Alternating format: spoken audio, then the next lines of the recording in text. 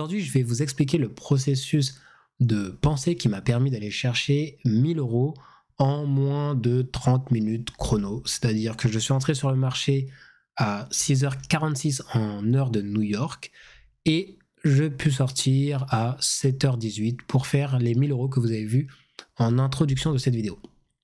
Alors, il y a une confluence d'éléments qui se sont mis bout à bout avant que je prenne cette position, mais je vais faire ça de la manière la plus simple possible. Tout d'abord, on a le premier élément, le midnight, le minuit.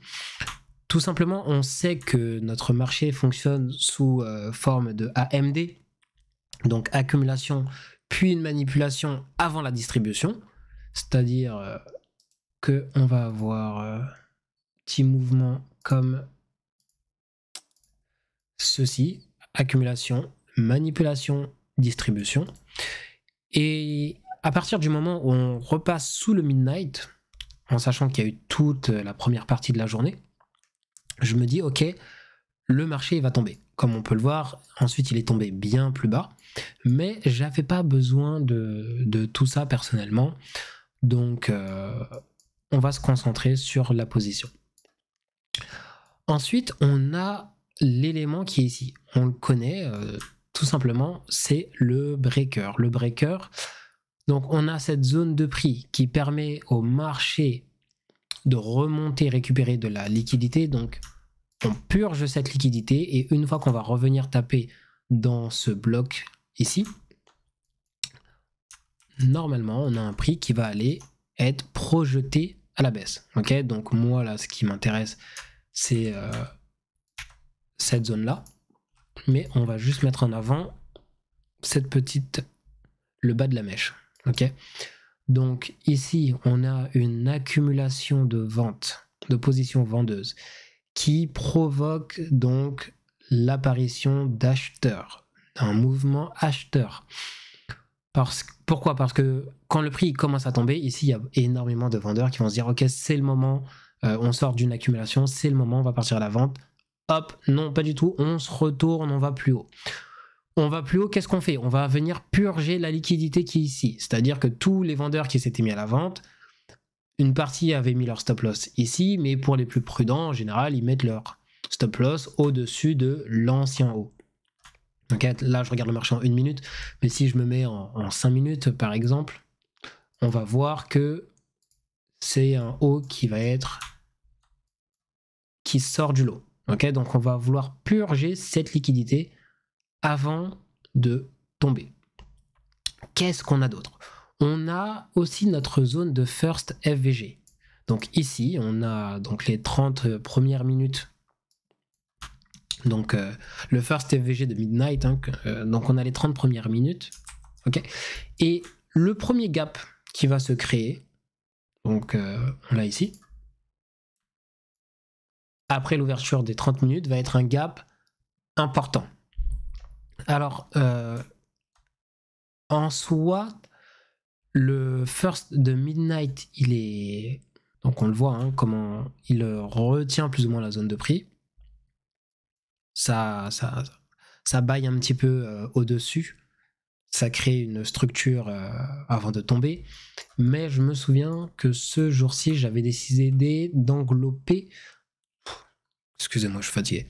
J'avais décidé d'englober tous les FVG de cette zone-là. Ce qui me donne quelque chose de légèrement différent. Maintenant, on a le marché qui est vraiment contenu dans la partie inférieure de notre zone avec la confluence de mon breaker.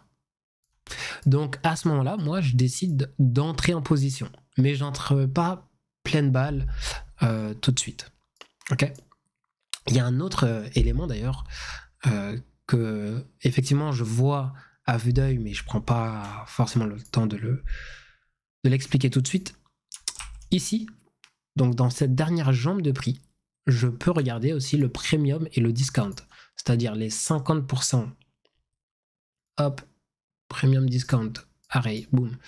Quand je reviens au-dessus des 50%, à partir de là, on est intéressé, donc le premier PD array, Donc le premier concept de prix au-dessus de mon niveau d'équilibre, de mon range, ici, ça me donne envie. Donc là, je vais juste le mettre en avant rapidement, je vais vous l'enlever rapidement, tout aussi rapidement. Mais ça me dit, ok, là, je peux partir sur quelque chose de baissier. On peut à ce moment-là couvrir ici, mais moi, j'avais décidé de couvrir un petit peu plus de structure.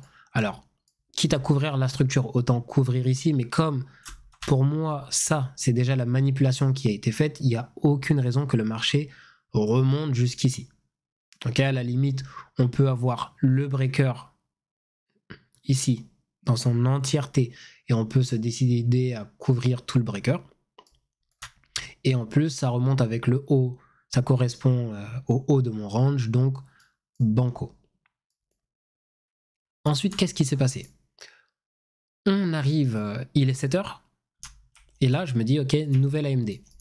Qu'est-ce que j'observe? Donc, AMD, accumulation, manipulation, distribution. La manipulation, on le sait, elle se doit de, en général, récupérer une liquidité, ou sinon de rééquilibrer un déséquilibre. Alors, qu'est-ce qu'on voit ici? J'ai un prix qui remonte, sauf que ici, je vois un intermédiaire. Du coup, je me dis, ça doit pas être récupéré. C'est mieux si c'est pas récupéré. Du coup, je m'attends pas à ce que le prix casse. Donc pour moi, je regarde les déséquilibres qui sont ici et je me dis, ces déséquilibres sont les niveaux dans lesquels je vais pouvoir rempiler. Du coup, j'ai remis des positions de vente quand on est revenu dans les déséquilibres ici. Je surveillais quand même mes hauts équivalents et je me suis dit, c'est probable, c'est possible, pendant que ce prix est remonté, que l'on vienne récupérer juste les hauts équivalents sans prendre pour autant l'intermédiaire qui est ici avant de tomber. Ça, c'était un scénario que j'avais dans ma tête. Une fois que j'ai vu que le prix rejetait, à nouveau, AMD, comme pour le Midnight, on est repassé en dessous, on clôture en dessous et on revient là, donc dans cette zone, avec le volume imbalance, tout ce qu'il y a par là. J'ai encore remis des positions. À partir de ce moment-là, j'ai plus touché au marché, je l'ai laissé faire légèrement sa vie. Et là, on va me dire, ok, mais pourquoi est-ce que tu as choisi ce TP? Pour deux raisons. Premièrement, cette jambe de prix. Cette jambe de prix, celle-ci, c'est celle qui va venir récupérer notre liquidité. Ok. Donc ce que j'ai fait, c'est que j'ai placé un Fibonacci de standard déviation. Alors, je crois qu'on arrivait sur les 1,5 ou les 2,5, je ne sais plus exactement. Donc, ouais, un truc comme ça. Voilà. Donc, on est à proximité. Et plutôt que de me dire que je veux viser exactement le niveau à ce niveau-là, donc mon niveau de standard deviation, ce que j'ai fait tout simplement, c'est que je suis allé sur la gauche, j'ai regardé les niveaux qu'il y avait ici, et donc le dernier pilier oreille ici, donc là on a toute cette zone de prix avec notre order block, on a par exemple le déséquilibre à ce niveau-là qui aurait pu, mais il me semble pour le coup que j'ai décidé de sortir sur les 50% de l'order block. Donc on va aller vérifier tout ça, mais en tout cas c'était la confluence. Alors non, voilà, c'est les 50% du déséquilibre qui précède et non pas les 50% de l'order block. Donc les 50% du niveau du PDRA qui précède mon objectif a été l'endroit où j'ai décidé de sortir. Et souvent, l'erreur qu'on peut faire quand on trade, c'est qu'on a un objectif et on veut absolument que ce soit atteint.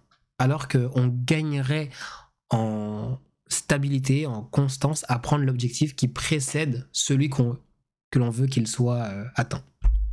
Et donc, c'est globalement comme ça que j'ai framé cette idée. Alors, je ne trade pas tous les jours de la même manière, mais en tout cas, pour cette position-là, c'est ce qui m'a permis de le prendre. Donc, si ce format vous plaît, bah, vous me dites, vous le mettez en commentaire et on fera un peu plus fréquemment des revues de prise de position. Alors je vais essayer de mélanger ça aux vidéos mindset que je préfère faire, mais je sais que vous aimez aussi la technique, donc si vous avez besoin de quoi que ce soit, n'hésitez pas à le mettre en commentaire et on pourra le voir prochainement dans les vidéos qui arriveront dans les semaines à venir.